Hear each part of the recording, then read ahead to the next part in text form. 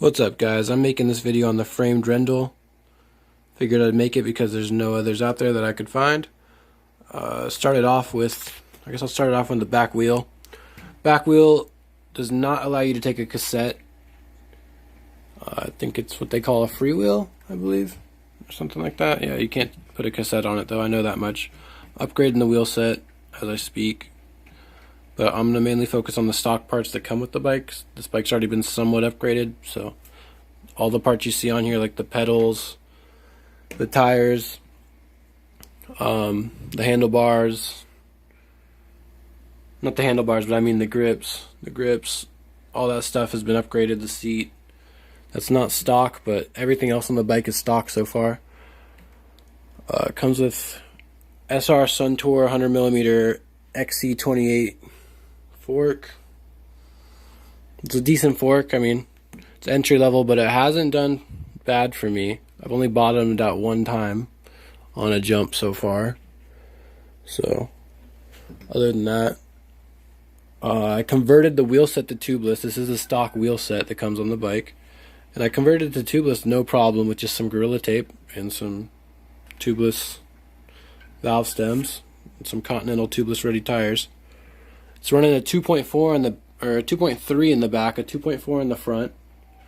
Plenty of clearance. I can stick my finger in there. I don't know if you can see that, but yeah, has plenty of clearance on that. Plenty of clearance on the front too, for even wider tires if you wanted to run that. I have no need to run wider than 2.4 and 2.3 in the back because this is an XC bike and I gotta climb with it.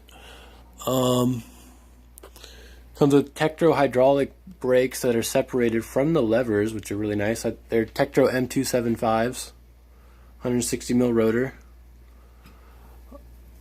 Separated, so you don't gotta, if you upgrade your drivetrain, you don't gotta, throw out the whole brake lever combo. They're not combined like some cheap bikes. The cable routing is really nice on this bike. I don't know if you can see that, but it goes in there and it goes out to the bottom underneath the bracket. And you can see it on this side, it goes in there too. If I can, right there. Yep. And then it comes out right here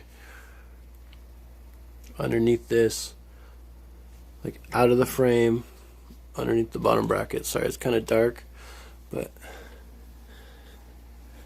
yeah. And then it's got some nice flat wide bars on it.